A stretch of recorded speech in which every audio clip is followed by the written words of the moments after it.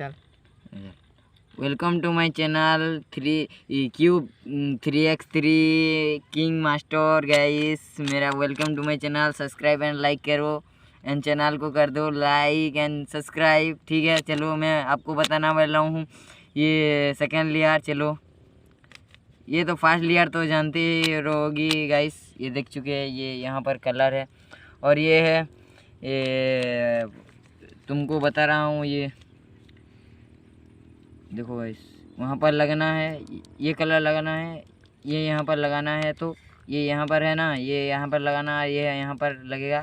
ऐसे करना है, ऐसे ऐसे करके, ऐसे करके ऐसे कर देना है गाइस। और यहाँ पर एक पीस काटना है मुझको, ऐसे करना है, ऐसे ऐसे ऐसे ऐसे करके काट चुका हूँ गाइस, ये देख चुके हैं।